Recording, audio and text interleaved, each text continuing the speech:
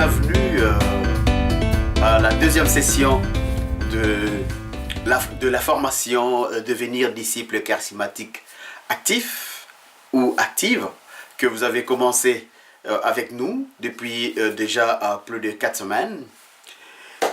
Nous avons fini la première session, Naître de nouveau, qui avait 3 cours. Qui est Dieu? Qui suis-je pour que Dieu s'intéresse à moi? Et le 3e cours était Naître de nouveau.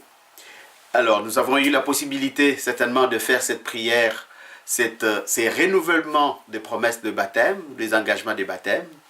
Nous avions eu beaucoup de joie certainement à refaire par nous-mêmes ces engagements pour dire au Christ, viens dans ma vie, prends la place qui t'est due et dirige ma vie.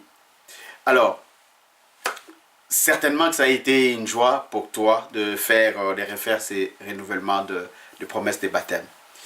La première session est finie. La première session qui tournait autour de la nouvelle naissance. Alors, naître de nouveau, c'est comme un enfant qui naît, vraiment, qui commence la vie. Mais un enfant, quand il naît, il ne reste pas enfant, il va falloir qu'il grandisse. Il va falloir qu'il croisse au corps, à l'esprit, et même au mental. Il faut qu'il croisse, il faut qu'il devienne adulte, il faut qu'il grandisse. Et cela, c'est le but de cette deuxième session à laquelle tu veux prendre part. Cette deuxième session, dans le fond, ça va t'aider à grandir dans la foi, ça va t'aider à commencer à voir clair dans la vie. Ça va t'aider à commencer à comprendre certains détails, à comprendre certaines choses qui sont importantes dans la vie des foi. Car un enfant de Dieu, c'est aussi une personne engagée, c'est aussi une personne qui doit discerner, c'est aussi une personne qui doit avoir un certain niveau élevé de la vie. Cette deuxième session, c'est la croissance spirituelle. Donc, dans la première session, je me répète, tu as eu la grâce de naître de nouveau. Donc, en ce moment, je peux te considérer comme un bébé spirituel. Et quand on est bébé spirituel, il faut grandir avec des paroles solides, petit à petit, qui vont se rendre de plus en plus corsées, de plus en plus solides, pour pouvoir grandir. La deuxième session, c'est une chaîne des fruits de l'esprit. Tu sais certainement ce qu'on appelle les fruits du Saint-Esprit. Il y en a 9 fruits. Et la croissance spirituelle n'est autre que de passer à travers les 9 fruits. Parce que, dit-on, on reconnaît l'arbre par les fruits qu'il peut porter. Donc, si un arbre a grandi, il faut qu'il donne des fruits. S'il ne donne pas de fruits, ce qui veut dire que l'arbre n'a pas encore grandi, ou c'est un arbre malade, ou c'est un arbre carrément qui ne peut pas donner. Un enfant pour grandir, ça prend beaucoup de choses. Il faut qu'il apprenne à manger, il faut qu'il apprenne à marcher, il faut qu'il apprenne à courir. Et quand il apprend tous ces exercices, il y a des moments où il tombe, il se relève, il se blesse. Il y en a même qui se fracturent. Et donc, la croissance spirituelle, ça prend ça aussi. Donc, nous allons passer à travers les 9 fruits du Saint-Esprit qui vont permettre de grandir dans la foi. Dans les 9 fruits, on peut le lire dans Galates 5, de versets 22 à 23. Nous reconnaissons là-dessus les fruits comme l'amour, la joie, la paix, la patience, la bienveillance, la bonté, la fidélité, la douceur, la maîtrise de soi. Alors, comme on le voit, comme tu le vois dans les notes, cette série de la croissance spirituelle commence avec ces fruits qu'on appelle l'amour. Important. C'est ainsi que sur cette liste des cours de la deuxième session que tu vas suivre sur la croissance spirituelle, tu vas voir que l'amour, ça va être le premier cours, la fondation même de cette croissance.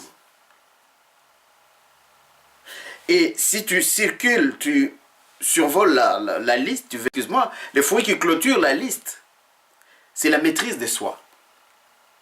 Ce n'est pas un hasard Paul inspiré, Saint Paul, lorsqu'il est inspiré et qu'il nous donne la liste des fruits du Saint-Esprit, il commence par l'amour, parce que l'amour c'est le plus important de tous les fruits. Et il termine par la maîtrise de soi, parce que la maîtrise de soi, c'est ce qui est important pour que tous les autres fruits puissent s'asseoir dans votre vie. Alors aujourd'hui, tu vas commencer avec le cours l'amour, donc le fruit du Saint-Esprit qui est l'amour. Du point de vue humain, nous pouvons voir, distinguer ou discerner même plusieurs types d'amour du point de vue humain. Du point de vue humain, on peut trouver l'amour filial qui concerne l'amour d'un enfant à ses parents, l'amour parental qui concerne les parents, l'amour des parents vis-à-vis de leurs enfants, l'amour fraternel qui parle de l'amour de la fraternité, c'est-à-dire entre frères, entre sœurs, l'amour conjugal entre deux conjoints, entre deux conjoints, je veux dire, entre un homme et une femme. N'oublie pas que nous sommes dans la foi chrétienne. Dans la foi chrétienne, l'amour entre conjoints, il s'agit de deux personnes de sexe différents. Dans la foi chrétienne, il n'y a pas de conjoints entre personnes de même sexe. C'est comme ça. Dans chaque communauté, dans chaque société, il y a des principes. Et le principe de la société chrétienne, c'est que quand on parle des conjoints, on parle d'un homme et d'une femme. Il y a l'amour éros, l'amour passionnel, platonique, fusionnel. On entend parler même de l'amour intéressé, l'amour inconditionnel, l'amour charnel. Tous ces amours, les derniers que je viens de citer, l'amour éros, passionnel, platonique, fusionnel, intéressé, conditionnel, tous ces types d'amour qui sont pratiquement charnels sont liés au sens, les 5 sens que nous avons. Rappelle-toi pour les 5 cours, le cours 2 de la première session, qui suis-je pour que Dieu s'intéresse à moi? Nous avions vu que l'homme est un être vivant en 3 dimensions. Nous avons la dimension physique, matérielle, les corps. Nous avons la dimension morale, qui est l'âme.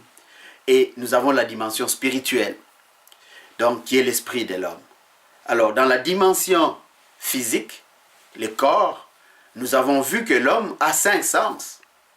Donc, quand on parle de l'amour éros, passionnel, charnel, tous ces types d'amour sont liés au sens, c'est-à-dire ce qui est physique, ce qui est lié au corps humain.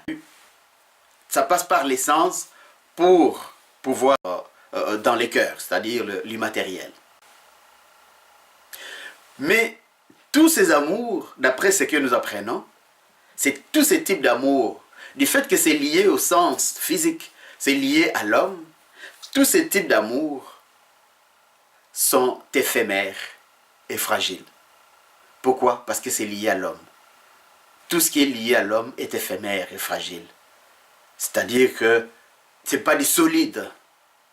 Un père peut aimer sa famille, mais un bon jour, nous apprendrons qu'un père a tué ses enfants. Une mère peut aimer sa famille, mais un bon jour, nous apprendrons qu'une mère a fait du mal à son conjoint, à son mari, ou qu'une mère a quitté ses enfants, une mère a rejeté sa famille. On connaît les enfants à travers l'amour, je vais dire filial, on connaît des enfants qui rejettent leurs parents, qui méprisent leurs parents. On connaît les parents qui méprisent leurs enfants. On connaît des frères et des sœurs qui ne s'entendent pas, qui sont tout le temps en bataille. Donc, bref, tous ces types d'amour que nous avons cités, comme c'est lié à l'homme, mais c'est fragile et éphémère. C'est-à-dire, ça peut s'arrêter, ça peut se terminer. Par contre, dès lors qu'on veut parler de l'amour, dans cette session ici, dans cette deuxième session qui concerne la croissance spirituelle, où nous allons passer à travers le 9 fruits du Saint-Esprit, vous avez vite compris, là tu as vite compris, qu'il s'agit de l'amour de Dieu que nous voulons parler. Parce que, étant donné que l'amour humain est éphémère et fragile. Et donc, ce qui nous intéresse, ce qui peut venir nous aider, c'est l'amour de Dieu. Et c'est là que nous allons rentrer pour aller voir ensemble ce que nous donne l'amour de Dieu.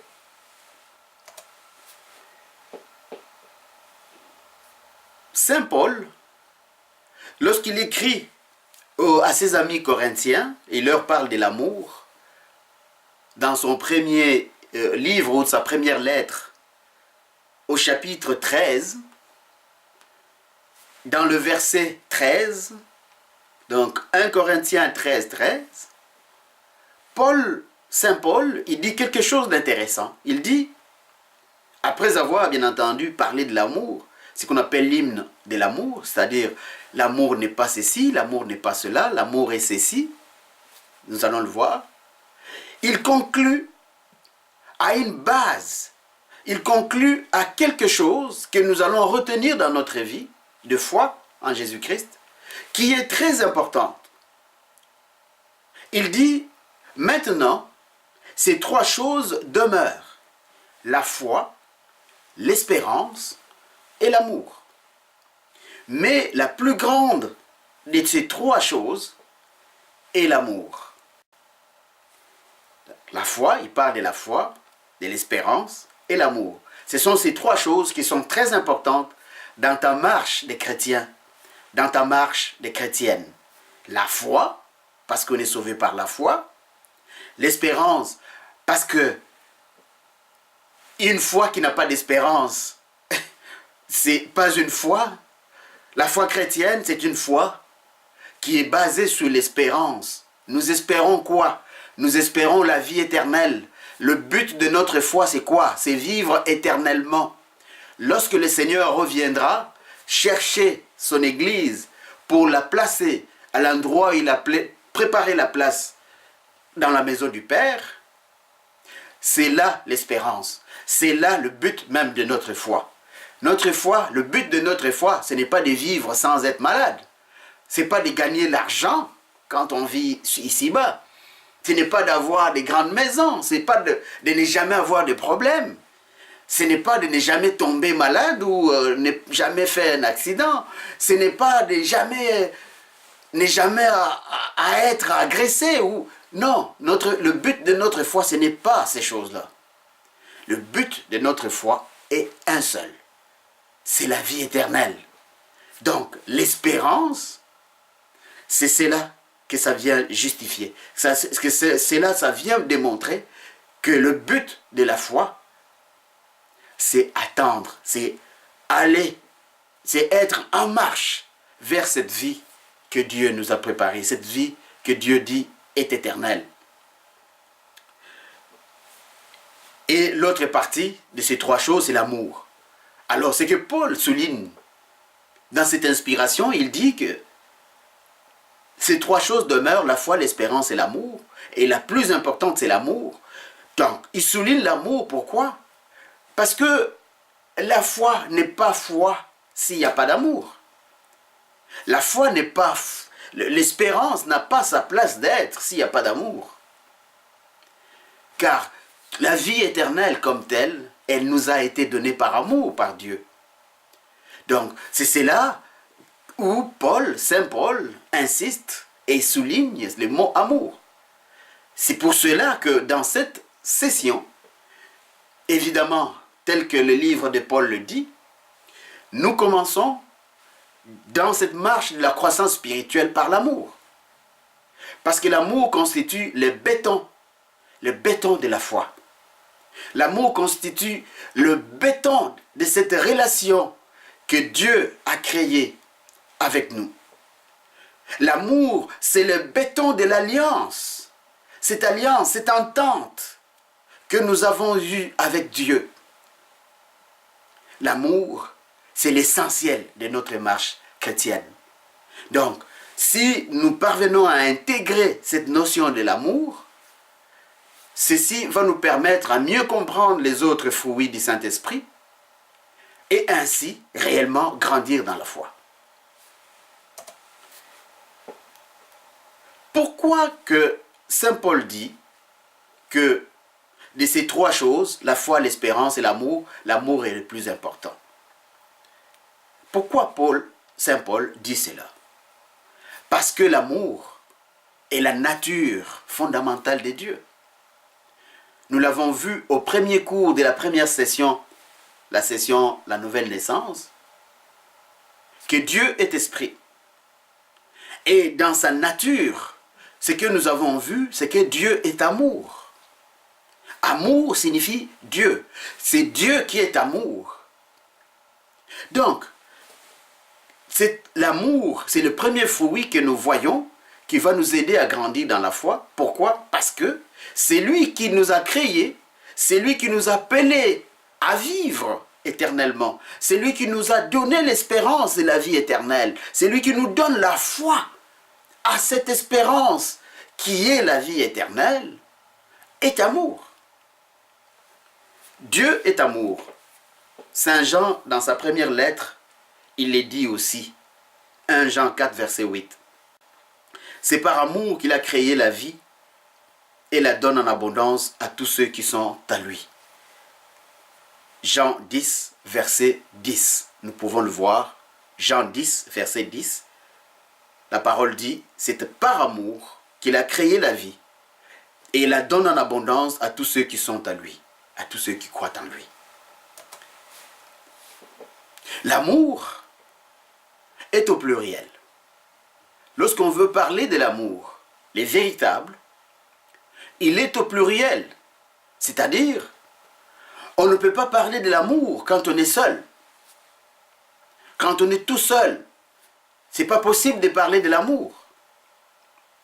Parce que l'amour se reflète. Parce que l'amour transcende. Parce que l'amour doit se donner et doit s'accepter, doit être reçu. Dans le verset 37 du chapitre 22 de l'évangile de Matthieu, des 37 à 39, Jésus lui répondit, « Tu dois aimer le Seigneur ton Dieu de tout ton cœur, de toute ton âme et de toute ton intelligence. » C'est là le commandement le plus important et le plus grand. Et voici le second commandement qui est d'une importance semblable. Tu dois aimer ton prochain comme toi-même. Ces deux versets de Matthieu au chapitre 22, les 37 à 39, c'est Jésus qui est en train de parler avec cette personne qui est venue le voir, qui lui posait la question pour savoir, « Maître, que dois-je faire pour entrer dans la vie éternelle? Que dois-je faire pour entrer dans le royaume des cieux ?» Et Jésus le regarda et il répondit, « Tu connais les commandements. Tu dois aimer le Seigneur ton Dieu de tout ton cœur, de toute ton âme et de toute ton intelligence. » Cœur, âme, de toute ton intelligence. Dans d'autres versions des autres évangiles, tu vas trouver c'est écrit de toute ta force. Tout cela veut seulement faire voir que toutes les dimensions de l'homme que nous connaissons, les corps, l'âme et l'esprit, doivent aimer d'abord Dieu. Alors, il y a c'est souligné de tout. C'est important. Parce que quand on veut te donner quelque chose, supposons qu'il y a 2, 4, 5, 6 choses qu'on veut te donner, et puis on te dit, prends le tout. Vous voyez? Donc tu vas prendre le tout, et il n'y a rien qui va rester là. Quand on te dit de prendre tout, mais tu prends tout. Parce qu'on te l'a donné. Et c'est la même chose que la parole de Dieu dit. Que le commandement, le plus grand commandement que Dieu nous donne, c'est de l'aimer de tout ce que nous sommes. Dans toutes les dimensions de notre vie. Dans tout notre être, dans tout ce que nous sommes. Et j'ajouterai même, dans tout ce que nous avons. Nous devons l'aimer. D'abord, lui, Dieu. Et ensuite, aimer notre prochain nous connaissons ce que c'est un prochain ou un proche. Un prochain, c'est n'importe qui. Ça peut être un étranger, ça peut être une personne avec qui je vis, ça peut être un collègue de travail, ça peut être un voisin, ça peut être un membre de famille, ça peut être un enfant, ça peut être un jeune, ça peut être un vieux, ça peut être n'importe qui. Le prochain. Le deuxième commandement, qui est parable, qui est semblable au premier commandement, comme dit Jésus, c'est aimer son prochain. Comment? Comme tu t'aimes toi-même. Donc nous voyons qu'il y a 3 dimensions dans ce que nous sommes en train d'entendre. Il y a d'abord Dieu. La parole dit, il faut aimer Dieu de tout ton cœur, de toute ton âme, de toute ta force, de toutes tes pensées, de tout ton esprit. Donc, il y a cette relation d'amour entre Dieu qui descend sur moi. Et Dieu me demande que la même chose, telle que son amour descend sur moi, une autre flèche va monter vers Dieu. Donc, je dois l'aimer dans tout ce qu'il est. Alors, ça c'est la première relation ou la première dimension entre Dieu et moi et Dieu. Et la deuxième dimension passe par moi avant d'aller par le prochain. Tu dois aimer ton prochain. Donc, une deuxième personne que moi, qui est à côté de moi, mon prochain, il faut que j'aime. Donc, en passant par moi, il y a une condition.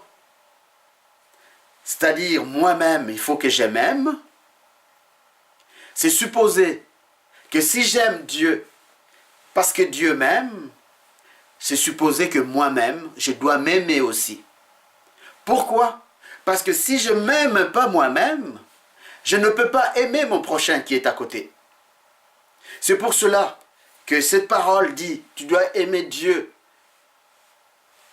L'amour de Dieu descend sur toi et ton amour va monter vers Dieu. Et il y a une deuxième personne que toi qui est à côté, que tu dois l'aimer. Mais regardez, sur le note de cours que tu vois en ce moment, la flèche qui sort de mon prochain, qui vient vers moi, c'est une flèche qui est dentée. C'est une flèche qui est discontinue. C'est une flèche qui est pratiquement en pointillé. Qu'est-ce que ça veut dire? Ça a un sens. Que je dois aimer mon prochain sans rien attendre de mon prochain en retour. Je n'attends pas son amour en retour pour pouvoir l'aimer. Donc, moi, les devoirs que j'ai, c'est de l'aimer tel qu'il est, sans rien attendre en retour de lui. C'est pour ça que tu vois, sur les notes de cours, que cette flèche est discontinue. Cette flèche est en trait d'union. Mais c'est une flèche qui tourne quand même, qui se revient vers toi. Et la flèche qui t'entoure, qui entoure le bonhomme qui est au milieu, donc moi qui suis au milieu, ça signifie l'amour personnel de moi-même, l'amour de moi-même. Parce que si je ne m'aime pas, je ne peux pas aimer mon prochain. Si je ne m'aime pas, je ne peux pas non plus aimer Dieu qui m'aime. Donc, l'amour est au pluriel. Dieu, moi et mon prochain. Voilà. Donc, l'amour qu'on veut parler ici, qu'on veut expliquer ici, c'est cela que ça veut dire. Maintenant, voyons en détail, qu'est-ce que ça veut dire? L'amour de Dieu est agapé. C'est-à-dire, c'est l'amour qui donne et qui se donne. Agapé, c'est donner. L'amour qui donne et qui se donne. C'est-à-dire, Dieu qui est amour, il donne son amour, mais il se donne dans le fond, parce que Dieu est amour. Il donne l'amour, il me donne son amour, mais il se donne en réalité à moi. C'est là où nous avons entendu à la première session, au 3e cours, avant de faire notre engagement de renouvellement d'engagement des baptêmes, que voici je me tiens à ta porte, je frappe. Si tu ouvres, je vais rentrer et je souperai avec toi. Donc, Dieu est en train de venir te donner son amour, mais il se donne aussi dans ta vie. C'est là qu'un peu plus tard, un peu plus loin, Saint Paul dira, « Voici, ce n'est plus moi qui vis, mais c'est Jésus, le Christ, qui vit au-dedans de moi. » L'amour qui donne et l'amour qui se donne. C'est l'amour qui désire le bien ou le bonheur de ceux envers qui il est exprimé, sans rien attendre en retour. Dieu, en nous aimant, il n'attend rien de nous en retour. C'est là que nous expliquions tantôt que lorsque j'aime le prochain qui est à côté de moi, mon prochain que je vois, il ne faut pas que j'attende quelque chose en retour de lui ou d'elle. S'il me retourne l'amour, c'est bien pour moi. S'il ne me retourne pas l'amour, cela ne doit pas m'empêcher de l'aimer. Il faut que je l'aime quand même, car cela est un commandement. Ce n'est pas une proposition de vie, c'est un commandement de Dieu. Pourquoi? Mais parce que Dieu est amour. Est-ce que tu as entendu l'appel de Dieu? Oui. Alors, si tu as entendu l'appel de Dieu, ce qui veut dire simplement, il faut que tu vives comme Dieu. Et Dieu est amour, donc toi aussi il faut que tu aimes. Peu importe ce qu'il est cette personne, tout ce que tu peux faire, c'est de l'aimer, sans rien attendre en retour de lui ou d'elle.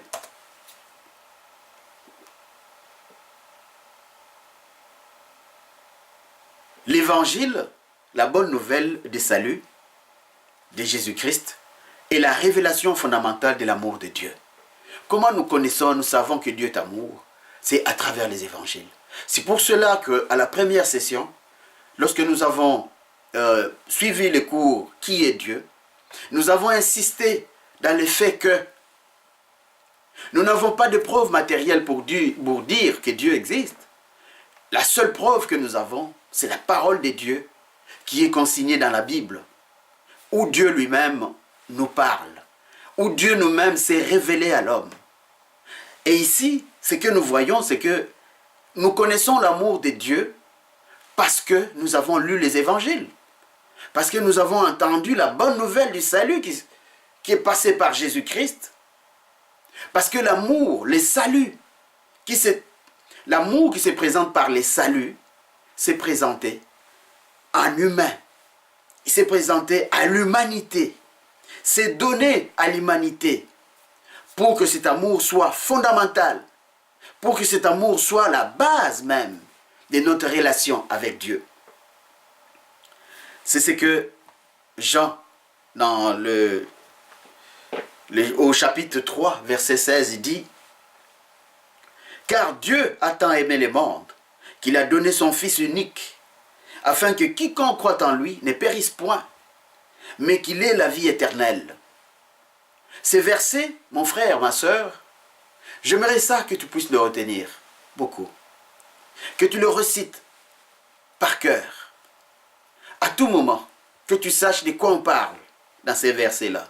Dieu a tant aimé le monde qu'il a donné son Fils unique, afin que quiconque croit en lui ne périsse point, mais qu'il ait la vie éternelle. Je reviens dans ce que je te disais au début, que l'espérance que nous avons, la foi que nous avons, le but, c'est la vie éternelle. Le but, ce n'est pas avoir le bonheur matériel dans ce monde qui périt, dans ce monde qui va passer. Jésus-Christ n'est pas venu pour cela. Il est venu pour que tu puisses avoir la vie éternelle. Car Dieu, quand il a créé l'homme, sa vision était que l'homme puisse vivre éternellement dans ses paradis, dans cet Éden qu'il avait créé pour lui. Mais l'homme, dans la faiblesse de sa chair et de son cœur, a désobéi à cette démarche, à ces projets, en écoutant une autre voix qui venait le suggérer autre chose. Le mensonge, la voix du diable, la voix du mauvais, qui jusqu'aujourd'hui continue à chercher à te détourner de la bonne voie. Tu as commencé à suivre cette formation. Rappelle-toi, combien de fois n'as-tu pas entendu une voix en train de te dire, ça se peut que c'est dans ta tête, tu es en train de te dire, mais laisse tomber cette formation. Qu'est-ce que tu vas en faire? Tu en as tellement suivi des formations dans ta vie. Tu penses que tu vas changer? Tu ne vas pas changer. Tu en suivras plusieurs formations, mais ça ne te donnera rien du tout. Alors laisse tomber. C'est cette voix-là que tu as continué à entendre et que peut-être que tu entends encore, qui est la voix du mensonge. Et Dieu est venu justement, il s'est donné pour que tu puisses entendre la vraie voix. Cette vraie voix qui t'apporte la vie. Cette vraie voix qui parle de Jésus-Christ, qui est le don que Dieu a donné dans le monde, afin que quiconque croit en lui ne périsse pas. Parce que le monde tel que nous le voyons avec les systèmes des choses disparaîtront un jour, prendront fin un jour. Le monde s'arrêtera un jour. Comment on le sait? Le Créateur lui-même en a décidé comme ça. C'est lui qui l'a créé. Il a la liberté d'en faire ce qu'il veut. Et parmi les choses qu'il veut faire, c'est d'arrêter tout ça un jour pour en faire quelque chose d'autre. Comment? Qu'est-ce que ça sera? Nous ne savons pas. Personne ne le sait. Tout ce que nous savons, que tous ceux qui croient Jésus-Christ comme Seigneur et Sauveur pourront vivre, ou je vais dire, pourront avoir la certitude de vivre éternellement. Dans sa lettre aux Romains, chapitre 5, verset 8, Saint Paul dit: « Mais Dieu prouve son amour envers nous, en ce que, lorsque nous étions encore des pécheurs, Christ est mort pour nous. » Christ est venu pour nous sauver, nous les pécheurs. Lorsque nous étions des pécheurs, Dieu, ayant aimé le monde, t'ayant aimé toi, il n'a pas regardé qui tu étais, il t'a envoyé son Fils, afin qu'il puisse te dire qu'il t'aime, et que si tu te tournes vers lui, tu confesses tes péchés, tu renonces au mal, et que tu acceptes c'est lui qui l'a envoyé, son Fils qui l'a envoyé, Jésus-Christ, tu vivras éternellement. C'est par l'évangile de Jésus-Christ que nous apprenons le véritable amour. Le véritable amour dont nous parlons ici ne vient pas d'une fabrication ou d'une science quelconque, qui soit une science humaine. L'amour dont nous parlons ici vient de l'évangile. Nous parlons d'un amour qui vient de la Bible, de la parole de Dieu, des dieux. Nous entrons dans la relation d'amour avec Dieu et avec les autres, simplement par la parole que Dieu a prononcée, par amour pour nous. L'évangile de Jésus-Christ nous enseigne l'amour de Dieu. Le Saint-Esprit nous fait réellement connaître parce qu'il les répand dans notre cœur. Le Saint-Esprit est l'Esprit de Dieu, l'Esprit de Christ. Il possède donc les mêmes caractéristiques que le Père et le Fils, et par conséquent, le Saint-Esprit est amour. C'est pour cela que nous parlons des dons ou des fruits du Saint-Esprit. Les fruits du Saint-Esprit qui constituent en fait le fondement même de cette session, de cette deuxième session de la formation devenir disciple charismatique actif ou active. Aujourd'hui, nous voyons l'amour, mais le Saint-Esprit est amour. Pourquoi? Parce que l'amour, c'est un fruit de Dieu. C'est un fruit du Saint-Esprit. Dès lors, nous comprenons que si le Saint-Esprit habite en nous et que nous le laissons remplir nos cœurs, il nous communiquera aussi son amour. L'amour du Saint-Esprit. L'amour durable et ferme vient de Dieu. C'est ce que nous avons commencé à entendre. Le vrai amour dont nous parlons ici, le vrai amour qui doit nous animer, nous, toi qui veux devenir disciple charismatique, actif ou active. Cet amour vient de Dieu. Oublie ton amour envers tes enfants, ton amour envers tes parents, ton amour envers tes proches. Le vrai amour qui peut t'entraîner à avoir du vrai amour par rapport à ton prochain, par rapport à ton proche, par rapport à ton parent, il doit transcender, il doit venir de Dieu. Pas quelque chose que nous nous fabriquons nous-mêmes. Tu ne peux pas te fabriquer l'amour. La preuve, regardez, le monde se fabrique de l'amour. Le monde a fabriqué toutes sortes, toutes formes d'amour. Mais comme nous le voyons, comment ça finit? Ça finit toujours mal. l'amour qu'on se fabrique, l'amour que le monde nous propose. Tout ce type d'amour, c'est éphémère et fragile. Ça finit toujours par se briser. Donc ce n'est pas du vrai amour. Le seul vrai amour que nous avons besoin, nous, disciples charismatiques, actifs ou actives, c'est celui qui descend de Dieu. C'est celui qui descend de Jésus-Christ. C'est celui qui descend dans le Saint-Esprit.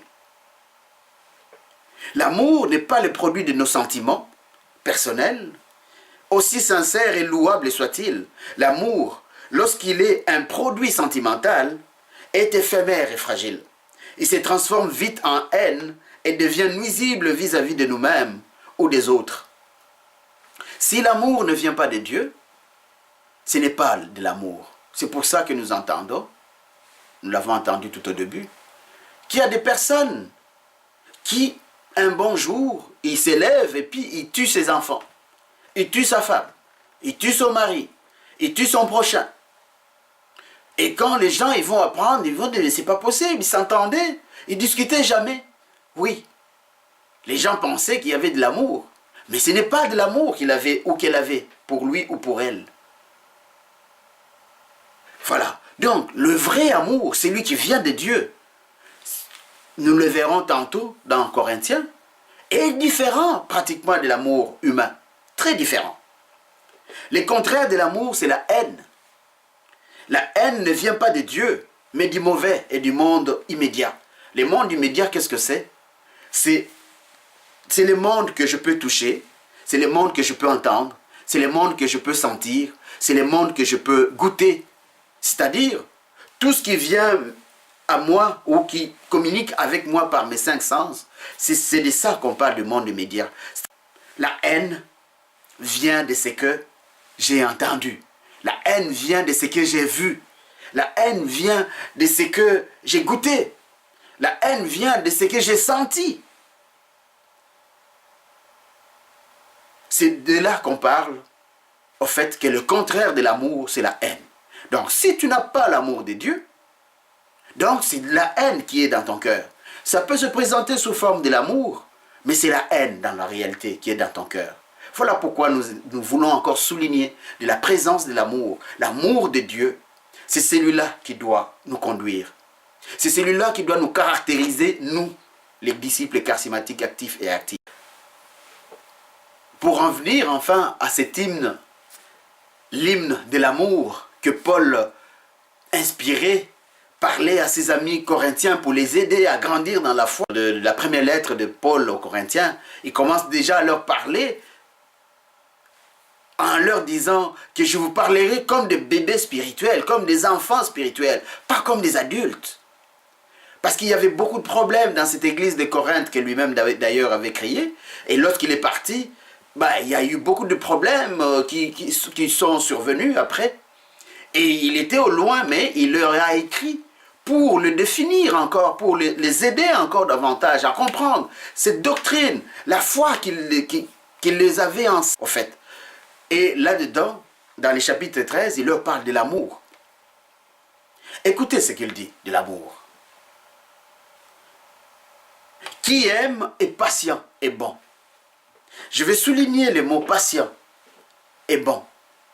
Nous verrons plus tard d'autres fruits. Et dans les autres fruits, il y a la patience. Dans les autres fruits que nous allons voir plus tard, il y a la bonté. Voilà pourquoi je souligne ces deux mots, patient et bon. Celui qui aime doit être patient et bon. La patience, c'est important dans ta vie de foi. Si tu n'es pas patient, c'est impossible de vivre la vie de foi. C'est impossible pour toi que tu sois disciple charismatique, actif et active. Ce n'est pas possible. C'est de l'illusion que tu es en train de te faire. La patience est importante, très importante. La bonté, ça doit te définir. La bonté, c'est ce qui te distingue dans le fond, avec ceux qui ne sont pas de Dieu. Voilà pourquoi je souligne ces deux mots. Celui qui aime, comme disait Paul, celui qui aime est patient et bon. Il continue. Il n'est pas envieux. L'envie ne peut pas faire partie de la démarche de l'amour. Pourquoi? Mais parce que l'envie est liée à nos sens. L'envie, c'est mauvais désir qui naît en toi pour vouloir posséder ce que tu vois, ce que tu entends, pour pouvoir avoir ce besoin, cette impulsion de vouloir avoir, posséder absolument ce que tu vois à l'autre ou ce que tu entends de l'autre. L'envie ne vient pas de Dieu. Et l'envie, c'est la porte qui ouvre vers le péché, vers le mal, l'envie. Et il y a beaucoup d'exemples que je peux te donner de l'envie. Regarde, à cause de l'envie, il y a des personnes qui ont développé des dépendances. Parmi ces dépendances, on peut donner un exemple, comme les achats impulsifs. Vouloir acheter pour ne pas utiliser. Tu achètes, tu jettes. L'envie, il crée des désirs que tu n'as pas besoin. L'envie, celui qui aime n'est pas envieux ou envieuse. Il ne se vante pas. La vantardise ne doit pas faire partie de ton chemin. La vantardise ne peut pas faire partie de ton cheminement. La vantardise, c'est parmi des choses que tu dois mettre de côté. Ça ne donne rien que lorsque tu t'es acheté de souliers neufs, que voilà, tu as changé de démarche, simplement pour un but que les gens qui te voient marcher, qu'ils constatent, qu'ils remarquent que tu t'es acheté de nouveaux souliers, ou que tu t'es acheté une nouvelle robe, ou que tu as acheté une nouvelle voiture, tu t'es acheté une maison, une belle maison. C'est cela la vantardise. Quand tu te vantes, tu ne partages pas l'amour de Dieu. Quand tu te vantes, tu es dans la haine. Parce que celui qui se vante, il veut simplement, il donne un message aux autres que moi je suis supérieur par rapport à vous. Un complexe de supériorité. Celui qui se vante, il est sur le chemin du narcissisme. Moi, regardez moi d'abord, moi d'abord, moi d'abord, moi d'abord. La vantardise, c'est la porte qui ouvre à ces choses-là.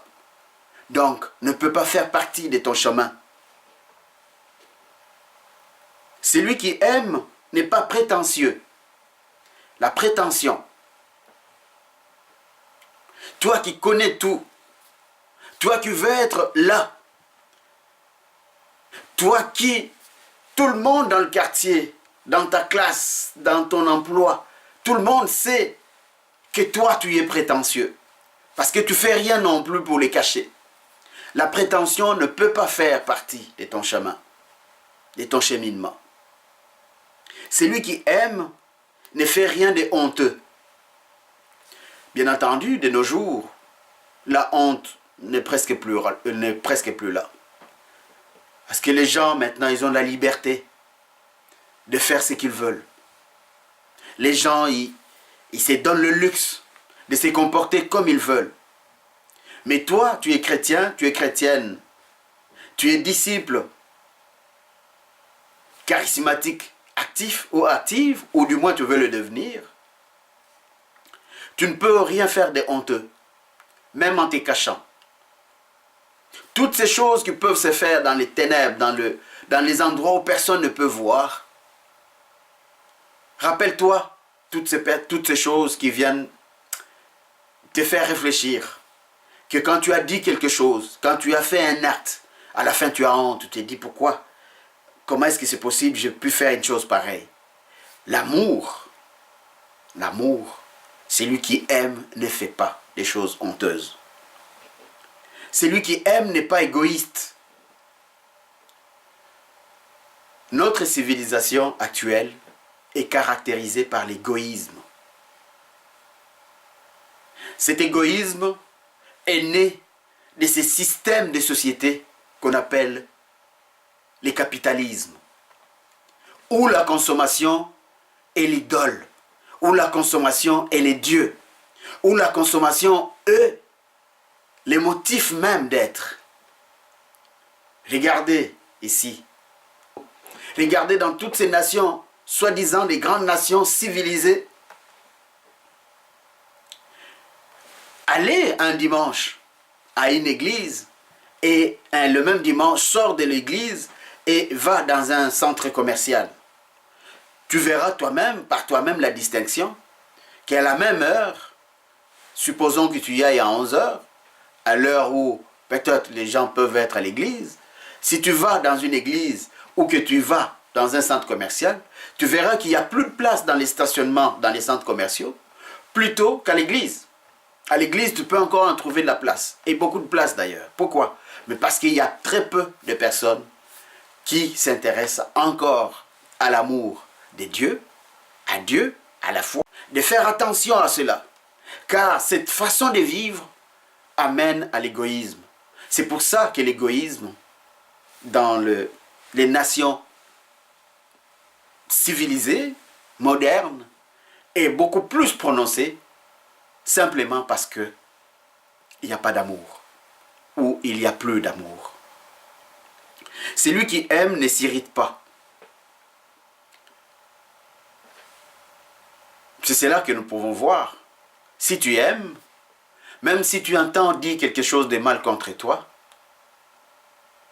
tu as un autre fruit que nous verrons, nous l'avons dit tantôt, qu'on appelle la maîtrise de soi.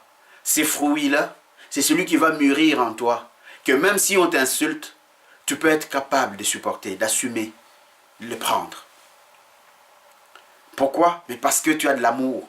Celui qui aime ne s'irrite pas. Celui qui aime n'éprouve pas de rancune. La rancune, mon frère, ma sœur, c'est l'un des ennemis qu'il faut absolument chasser. Chasser de ta vie. Chasse la rancune de ta vie, loin de toi. Parce que la rancune te bloque. La rancune t'empêche de vivre. La rancune arrache les grâces que tu peux avoir pour vivre ta vie d'enfant de Dieu. La rancune t'empêche d'aimer. La rancune, c'est une très mauvaise chose. Ça fait combien de temps que tu ne t'entends plus avec tes sœurs, avec tes frères, tes propres frères? Ça fait combien de temps que tu ne t'entends plus avec tes parents, tes propres parents? Pour avoir dit une chose, tu n'aimes plus ton père. Pour une erreur quelconque ou une parole mal placée qu'elle avait placée, tu n'aimes plus ta mère.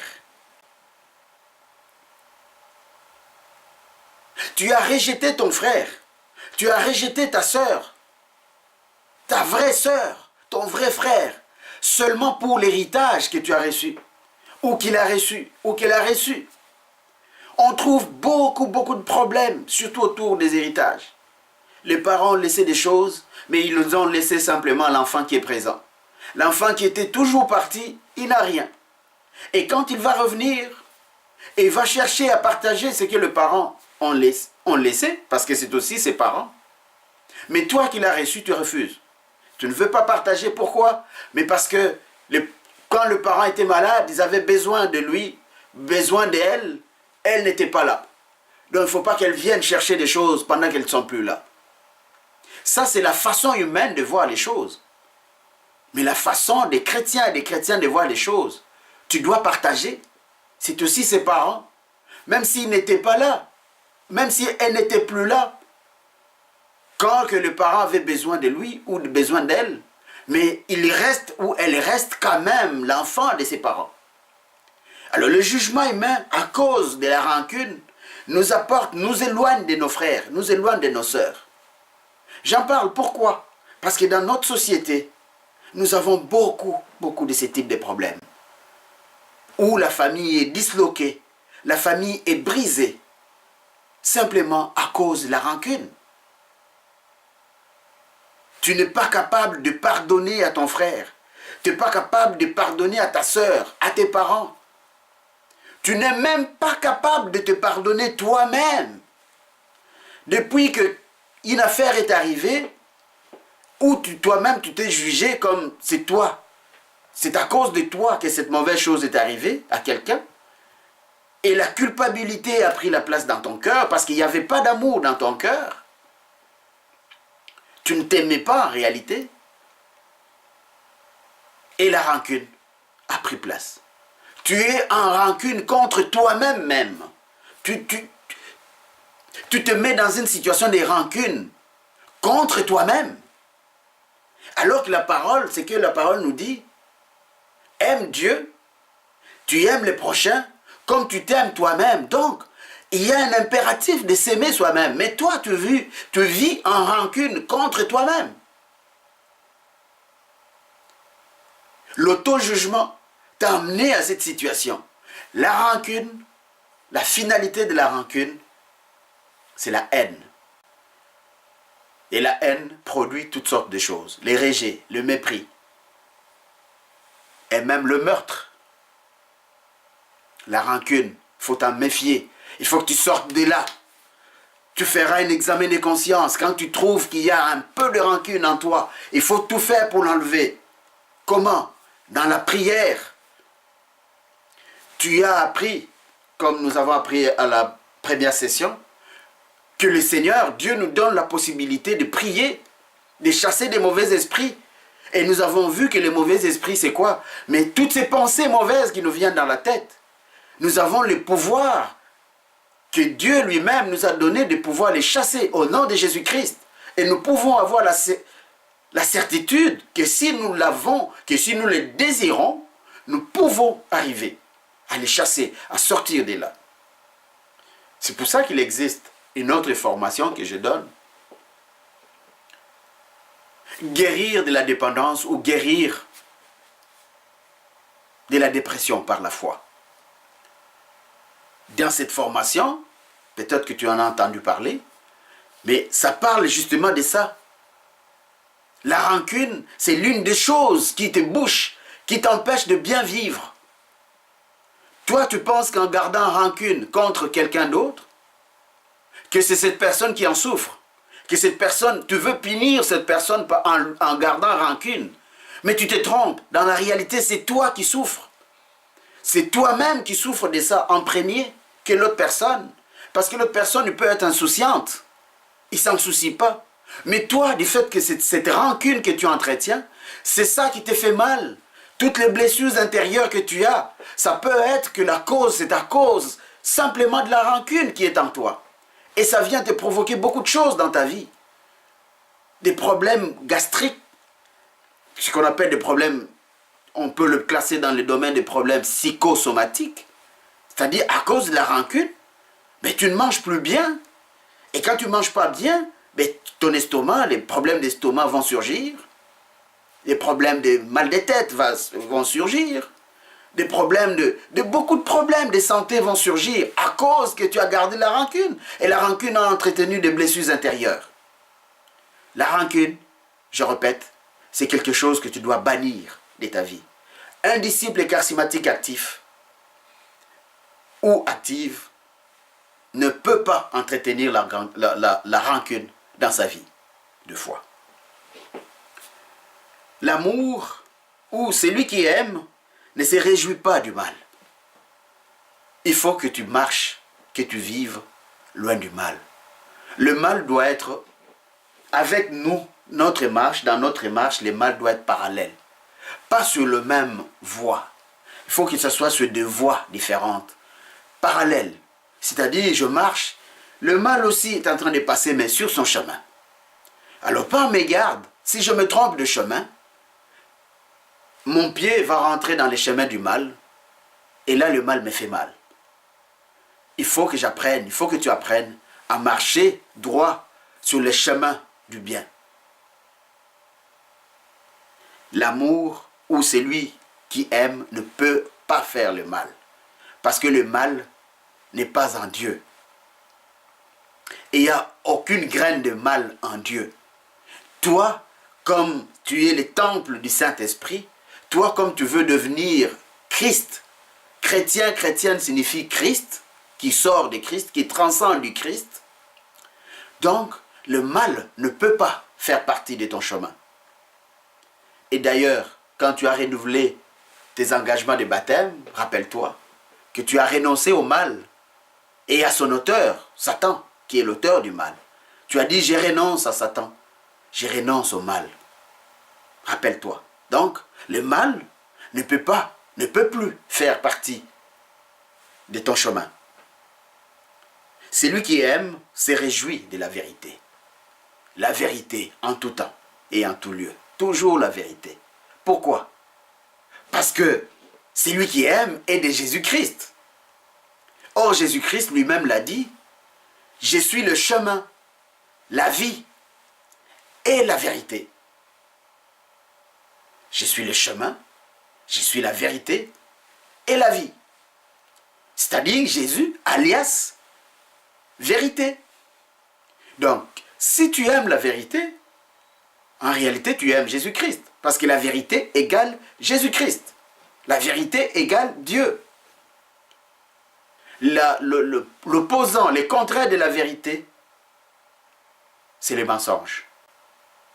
Et le père du mensonge, c'est le diable. Voilà l'image que saint Paul nous donne pour nous aider à vivre une vie de disciples charismatiques actifs ou actives. Celui qui aime supporte tout. Toi qui vas me dire, ah oui, c'est ça, j'ai suivi ces cours, mais il est difficile à aimer, c'est toujours difficile, c'est pas facile. Mais la parole ne dit pas que c'est facile d'aimer. L'amour de Dieu ne se présente pas comme une chose facile. C'est par amour que Jésus a donné sa vie pour toi. À cause de ton amour, c'est pour cela que le malin cherche des voies et moyens pour te faire tomber. À cause de l'amour que tu recherches, le malin, il fait tout ce qu'il faut pour te barrer le chemin, pour t'empêcher de rentrer dans l'amour.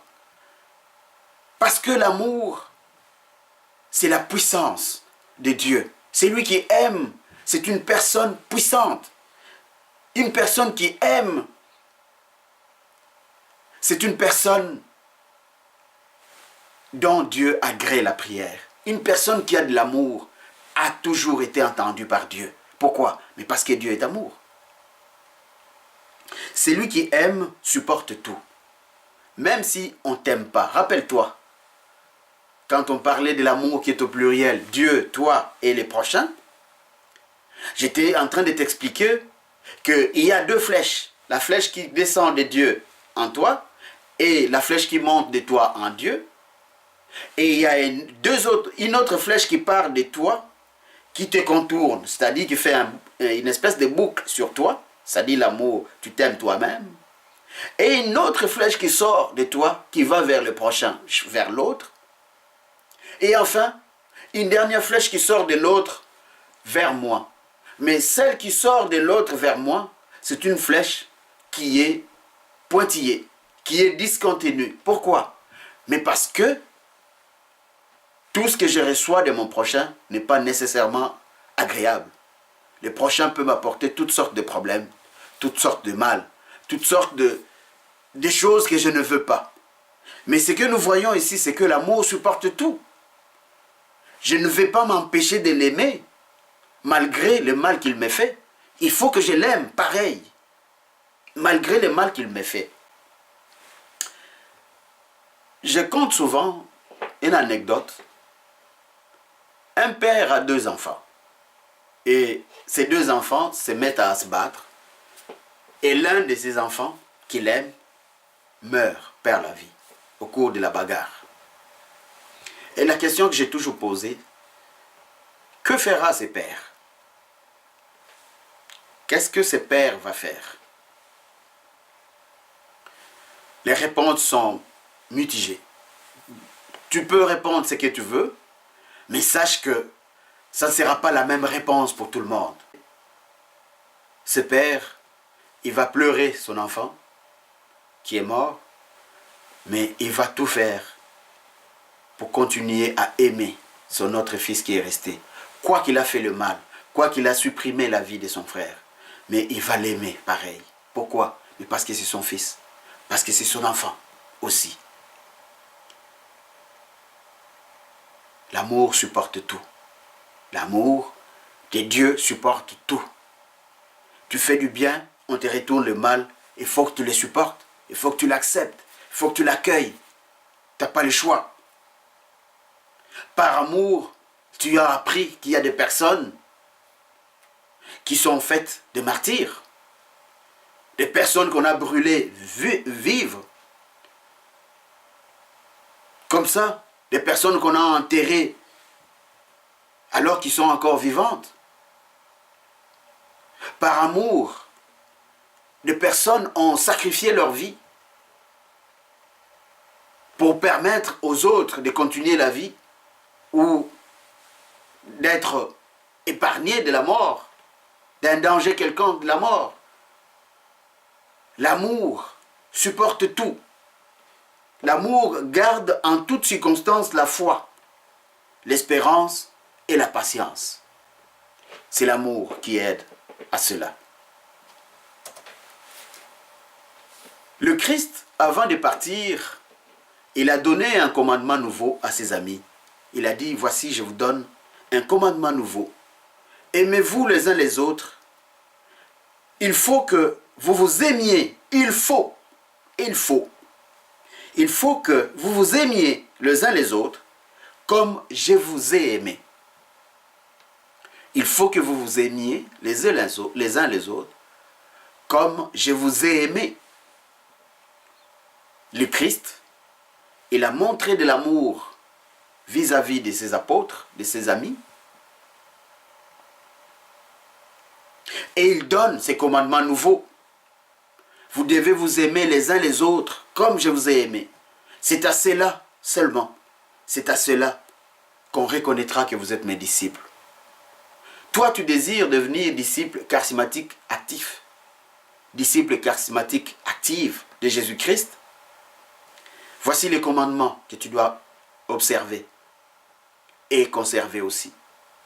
L'amour du prochain. Aimez-vous les uns les autres comme je vous ai aimé. Et il n'y a pas d'amour en toi si tu critiques ton prochain, si tu critiques ton frère. Ça peut être ton frère biologique, ça peut être ton frère spirituel. Combien de communautés, de chrétiens, des chrétiennes ne se disloquent pas à cause qu'il y a des camps qui s'érigent, il y a des cliques qui se forment dans la même communauté des enfants de Dieu. Il y a des voix mauvaises qui s'élèvent pour critiquer, qui se critiquent les uns les autres, qui parfois même s'élèvent pour critiquer ceux qui ont reçu la responsabilité de guider les autres. Tu critiques ton responsable spirituel, tu critiques ton guide spirituel, tu critiques ton propre frère ou ta propre sœur qui, elle aussi ou lui aussi fait partie de ta communauté spirituelle.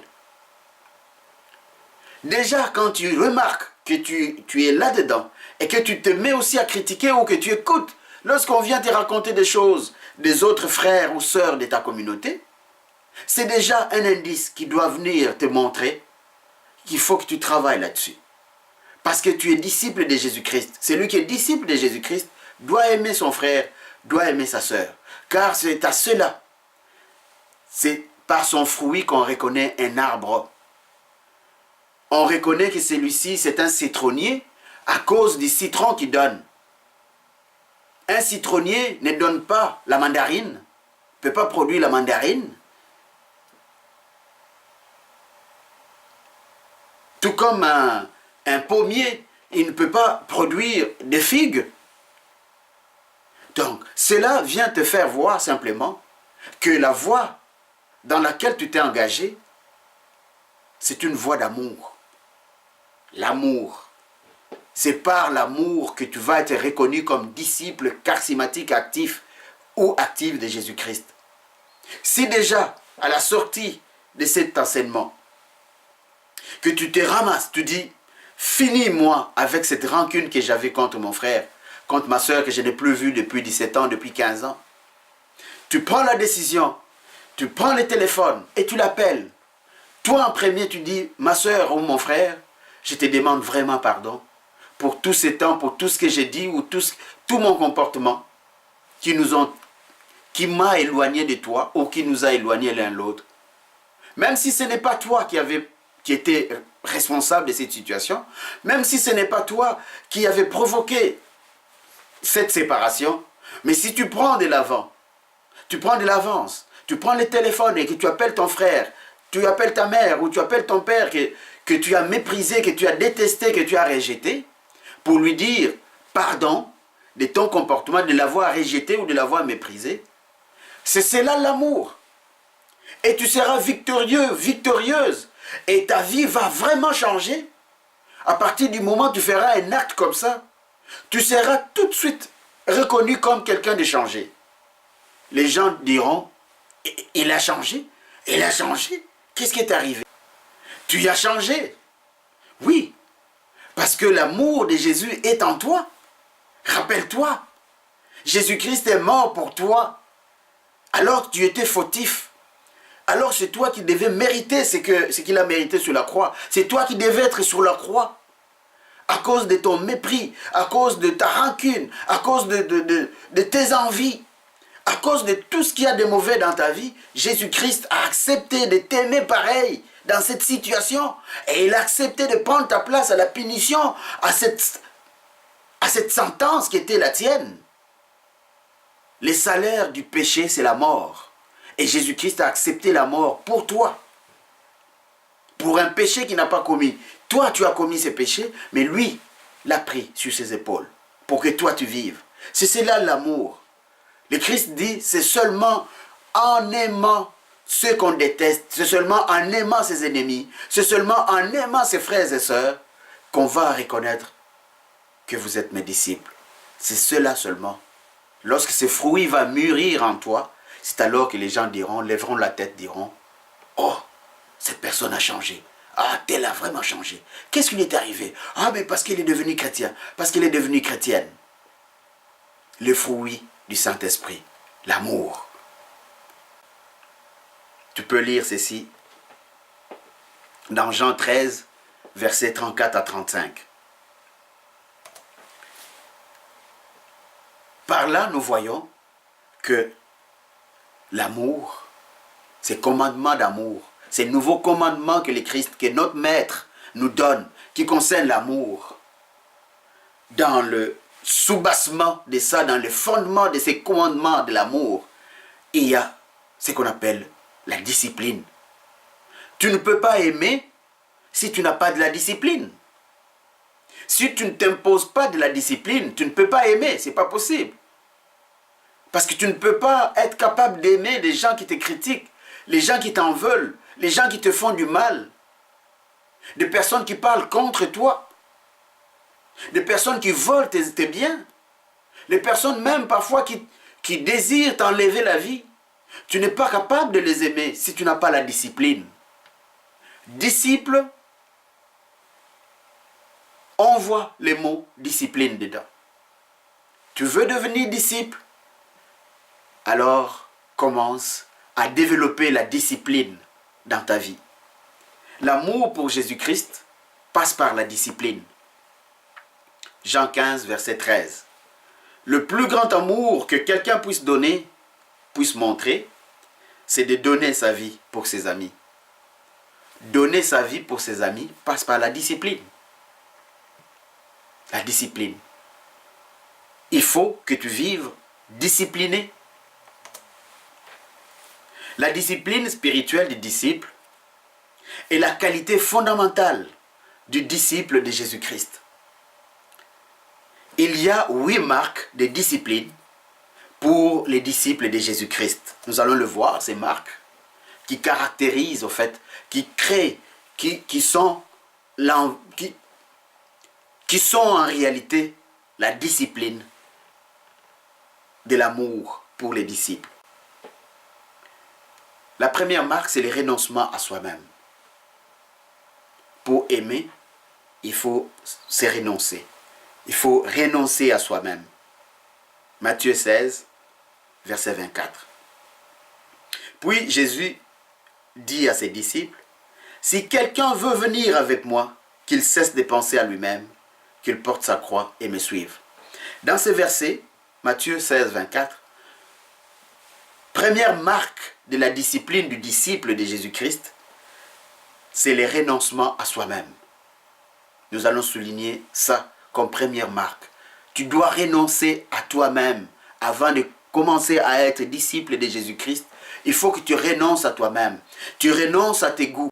Tu renonces à ce que tu es appris. Tu renonces à tout ce qui est de toi. Seulement à ces prix que tu peux être capable de commencer à être disciple de Christ.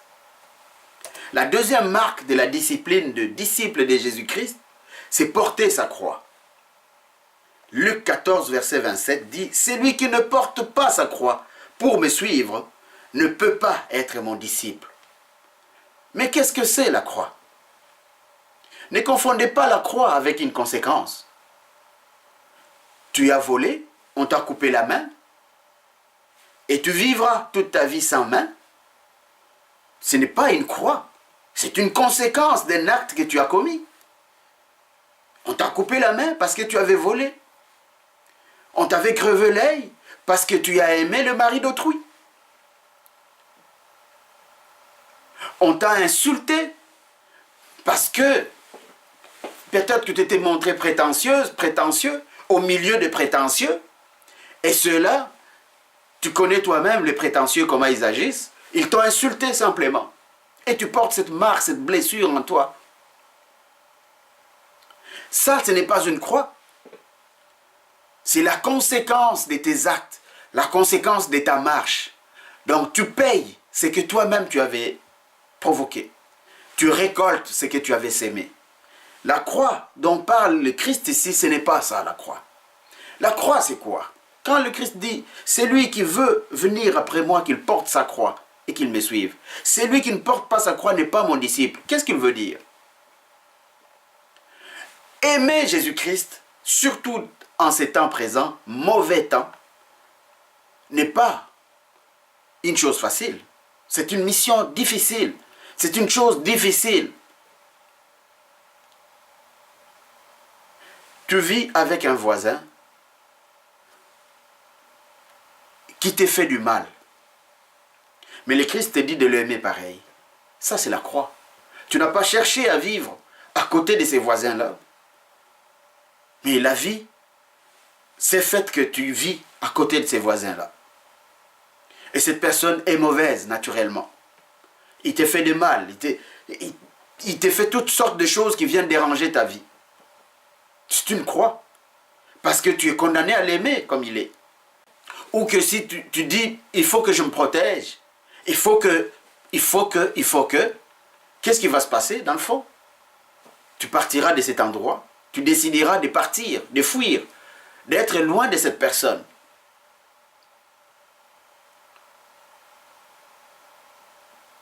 Prendre une décision comme ça, par exemple de vendre sa maison à cause que son voisin n'est pas bon, mais c'est une croix, c'est difficile.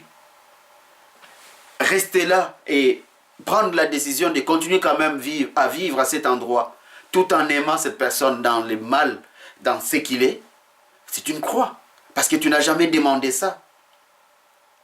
Tu es parent, et voici qu'un jour, le Seigneur vous donne un enfant, mais que cet enfant naît avec des problèmes, lorsque tu ne l'avais pas provoqué, ces problèmes, qu'un enfant naît avec des défauts, l'infirmité, ou une maladie, ou quelque chose, où tu n'es pas responsable, c'est une croix. Parce que cette personne, cet enfant, c'est ton enfant, tu vas l'aimer pareil. Donc, c'est une grande... Il faut faire l'effort de distinguer ces choses. Entre une conséquence que tu portes, une difficulté que tu portes dans la vie, une souffrance que tu portes dans la vie, à cause de quelque chose qui s'est passé dans la vie, que tu as fait, par rapport à quelque chose que tu n'as jamais fait, que tu ne t'es jamais cherché, qui est arrivé dans ta vie, mais que tu es obligé de porter. C'est cela la croix. À cause de l'amour pour Christ, tu dois aimer cette personne, tu dois vivre avec. C'est cela porter la croix. Et Jésus dit, venez à moi vous tous qui peinez, qui souffrez, qui portez des charges. Je vais vous décharger. Car mon joug, c'est-à-dire ma croix, ne vous pèsera pas. C'est lui qui m'aime, il doit porter sa croix et me suivre. C'est ce que Jésus dit. Troisième marque, suivre Jésus. Oui, tu t'es renoncé à toi-même. Oui, tu as pris ta croix, tu as porté ta croix. Mais il y a un troisième mouvement. Il faut suivre Jésus. Il ne suffit pas seulement de porter sa croix et de rester là. Non, il faut le suivre. Avec sa croix. Tu ne restes pas avec ta croix debout, immobile. Marche, c'est-à-dire vis ta vie des chrétiens, des chrétiennes. Continue à vivre ta vie des disciples. Tout en portant ta croix. Parce que dans la foi en Jésus-Christ, ta croix va devenir moins pesante. Mais si tu n'as pas Jésus-Christ dans ta vie, ta croix va peser beaucoup. Beaucoup. Et elle va t'écraser. Quatrième marque, accepter de perdre sa vie pour gagner la vie éternelle. La quatrième marque, c'est une marque difficile. D'accepter de perdre sa vie au nom de la vie éternelle. Matthieu 10, verset 38. Celui qui aime sa vie la perdra. Mais celui qui refuse de s'y attacher dans ce monde la gardera pour la vie éternelle. Attention, cette parole ne dit pas qu'il faut se suicider. Non. Cette parole dit simplement,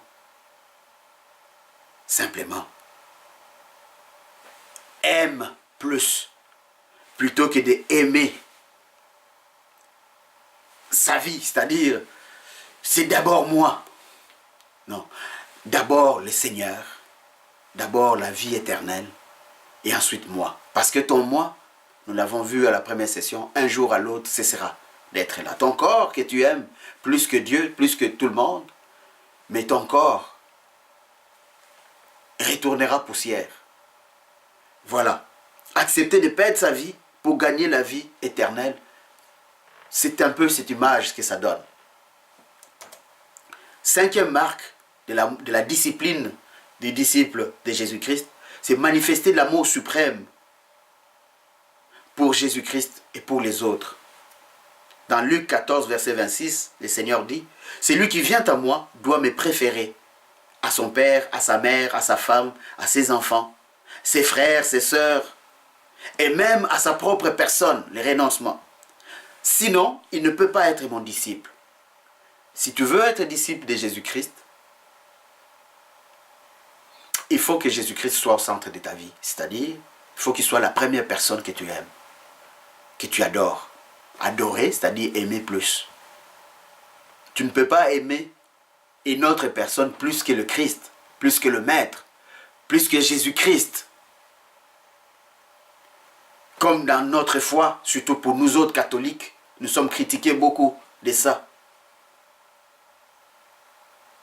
Nous valorisons plus la dévotion des saints, de nos frères et sœurs qui ont vécu avant nous.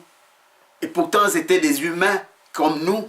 Ce n'est pas parce qu'ils ont été déclarés des saints qu'ils sont devenus des dieux. Non.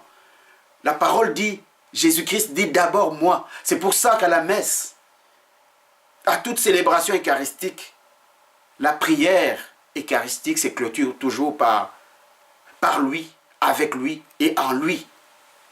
Mais c'est qui par lui, avec lui et en lui? C'est Jésus-Christ. Et c'est ici, dans Luc 14, 26, il dit, celui qui vient à moi doit me préférer moi d'abord, qu'à n'importe qui, qu'à soi-même même. Tu dois me préférer plus qu'à toi-même. Donc, Jésus-Christ doit être le numéro 1 de ta vie. Après peut-être toi-même, après peut-être les autres. Mais d'abord Jésus-Christ, d'abord le Seigneur. Il doit me préférer. C'est ça qui vient nous éclairer pour dire, regarde dans ta foi, peut-être qu'il arrive que tu passes plus de temps à prier un ami, c'est-à-dire un saint quelconque avec qui tu t'es lié en amitié. Parce que nous ne faisons pas de culte. Nous, c'est-à-dire nous chrétiens catholiques, on nous critique beaucoup, on dit que nous faisons des cultes des saints. Non, nous ne faisons pas des cultes des saints. Les saints, c'est considéré comme des personnes qui sont vivantes, parce qu'ils sont de chrétiens, qui se reposent dans l'espérance de la résurrection. Donc, pour nous, une personne qui se repose n'est pas morte, donc cette personne est vivante encore. Donc, nous pouvons développer cette amitié. Mais ce que nous entendons ici, c'est que cette amitié avec les saints ne peut pas être au-dessus de l'amitié que je dois avoir avec les seigneurs. Les seigneurs d'abord, après, les dévotions après. Donc la foi en Christ d'abord, et puis les dévotions, peu importe ce qu'elle est, peu importe en qui tu es dévoué, il faut que tu passes plus de temps avec le Christ d'abord, et ton saint ou ta sainte avec qui tu es en amitié après. Ne fais pas le contraire. Ne laisse pas passer d'abord ton amitié pour les saints ou pour une sainte avec qui tu es en dévotion avant l'amour pour Christ. Écoute ce qu'il te dit ici. C'est important ce que le Seigneur dit. La parole de Dieu est claire. Celui qui vient à moi doit me préférer. Doit me préférer à quiconque. Il cite ici ton père, ta mère, ta femme, tes enfants, des frères, des sœurs, de même de ta propre personne. Donc, il n'y a personne qui peut dépasser la place du Christ. Tu ne peux pas placer quelqu'un d'autre à la place du Christ. Il faut que tu écoutes ce que la parole dit. C'est comme la Sainte Vierge. Quand finalement à l'Annonciation, l'ange lui apparaît et lui donne le beau message qu'il lui a donné. Et qu'il dit, voici, je suis la servante du Seigneur. Et qu'il me soit fait selon ta volonté. Je suis la servante du Seigneur. Ça, c'est sa réponse. Donc, quand tu es en amitié, quand que tu pries, il faut privilégier d'abord Jésus-Christ. Après, tu peux faire tes dévotions comme tu le veux. C'est normal, c'est bon. Ce n'est pas quelque chose de mauvais d'avoir des dévotions. Mais d'abord Jésus-Christ. La foi en Jésus-Christ doit venir en premier. Passe plus de temps d'abord avec Jésus-Christ. Moins de temps, si tu veux, moins de temps avec tes amis en dévotion, mais plus de temps avec le Christ d'abord. J'insiste là-dessus parce que tu n'es pas disciple des saints pour lesquels tu es en dévotion, mais tu es disciple de Jésus-Christ. Comme lui, ce saint-là ou cette sainte-là, a été aussi disciple de Jésus-Christ. Donc, tu veux devenir disciple de Jésus-Christ. Pas disciple d'un tel, mais disciple de Jésus-Christ.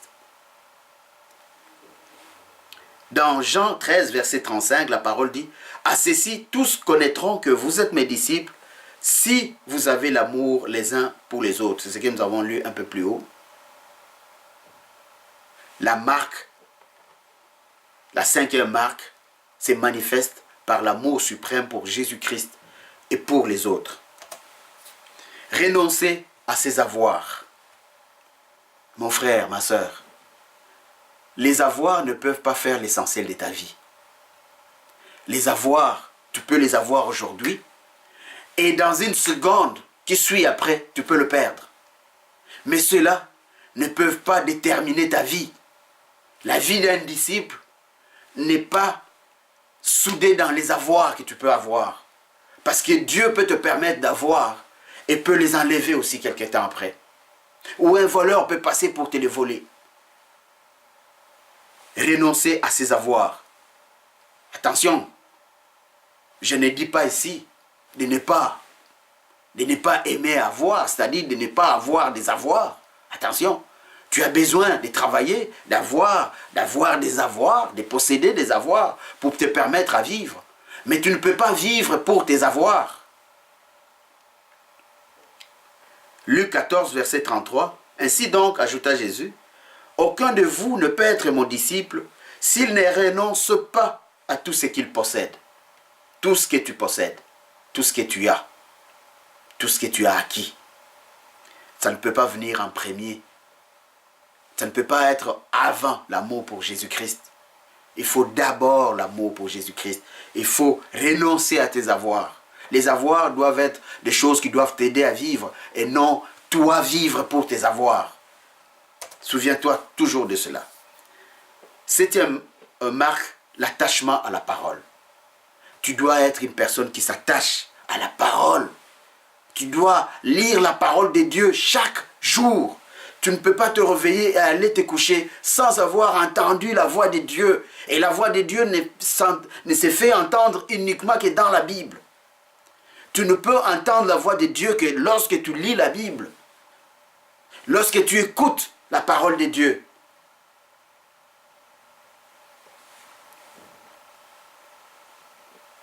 Jean 8, verset 31, excusez, Jésus dit alors aux Juifs qui avaient cru en lui, si vous demeurez dans ma parole,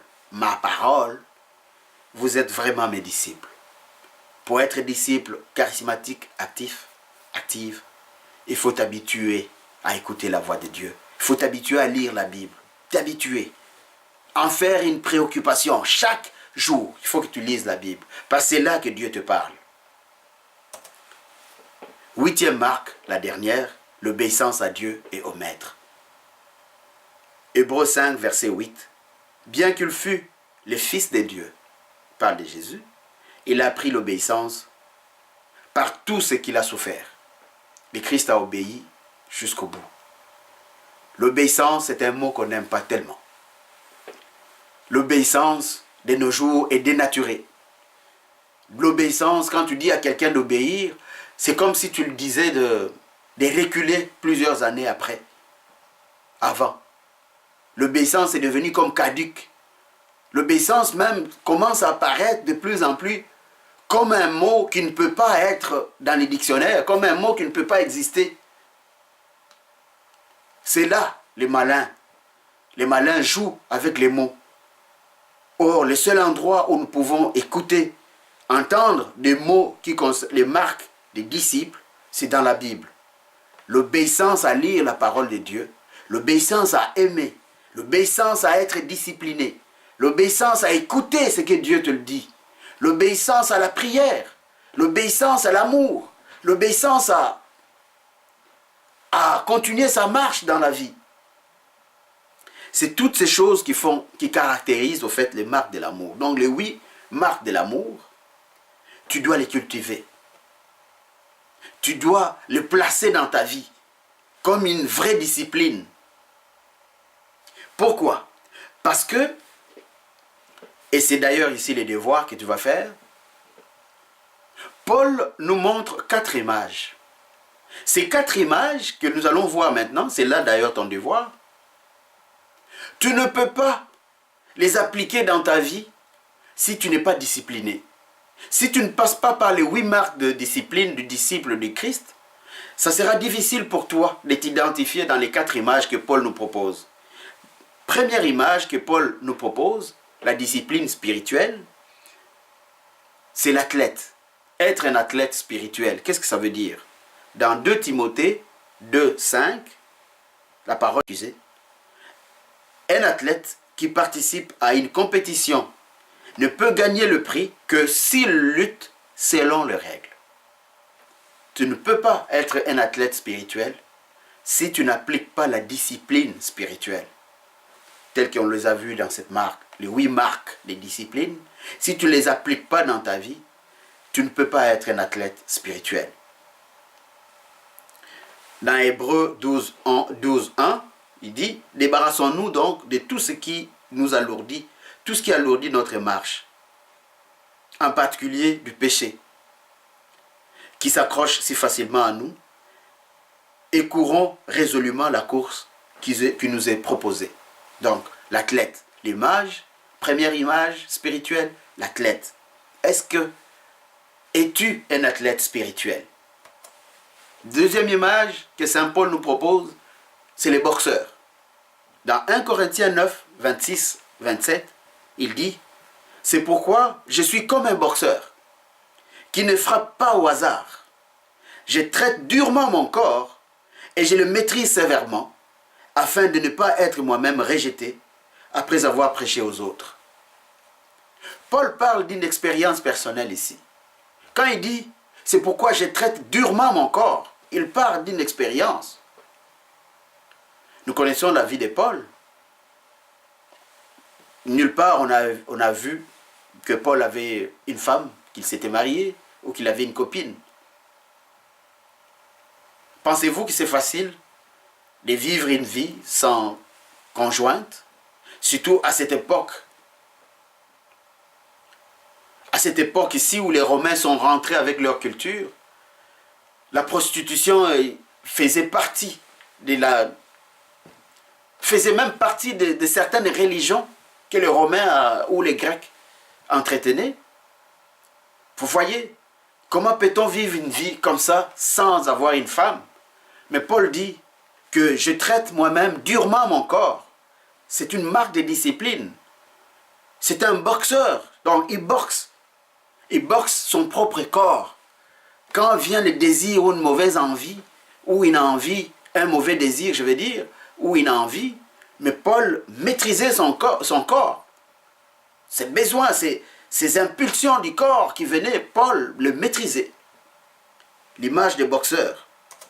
Troisième image que Paul nous propose, c'est les lutteurs. Lutter. Dans 2 Timothée 4, 7, il dit « J'ai combattu le bon combat. J'ai achevé la course. J'ai gagné la foi. » C'est une lutte. Combattre. Les combats spirituels. Nous les verrons plus tard dans la 3e session. Le lutteur, quand il s'entraîne, il faut qu'il s'entraîne en vrai. Parce que quand il se met à faire des compétitions, on ne lui fait pas des cadeaux. Donc, il lutte. Il s'entraîne et il lutte. Et ta vie de disciple, c'est une vie d'entraînement de lutteur. Quand un lutteur s'entraîne, c'est pour le vrai, là. Pourquoi? Mais parce que quand il va en compétition, ça ne sera pas un jeu, ça ne sera pas un entraînement. Donc il faut qu'il s'entraîne durement, qu'il entraîne son corps durement, à lutter durement. La même chose pour toi. Tu veux devenir disciple charismatique active. Il faut que tu apprennes à lutter spirituellement, durement. Jusqu'à maîtriser ton corps, tes sentiments, tes désirs. 4e image que Paul nous propose, c'est les soldats. Dans 2 Timothée 2, 3 à 4, il dit « Prends ta part des souffrances comme un fidèle soldat de Jésus-Christ. Un soldat en service actif ne s'embrasse pas des affaires de la vie civile. S'il veut satisfaire son commandant. » C'est pas compliqué. Tu veux devenir disciple charismatique actif? Tu es un soldat du Christ. Il faut que tu t'habitues au dur. Il faut que tu t'habitues aux insultes. Il faut que tu t'habitues au dur labeur. Il faut que tu t'habitues au sacrifice. Il faut que tu t'habitues aux actes de charité. Que tu saches te lever alors qu'il neige beaucoup, alors qu'il vente. Quelqu'un a besoin d'aide ou quelqu'un a besoin de quelqu'un qui puisse te donner un coup de main à quoi que ce soit. Toi, tu dois être là. Tu dois être le premier à proposer tes services pour les autres qui sont dans le besoin. C'est là, être soldat. Spirituel, soldat du Christ. C'est tenir debout pour aimer. Là où les autres méprisent, tu aimes. Là où les autres rejettent, toi tu accueilles.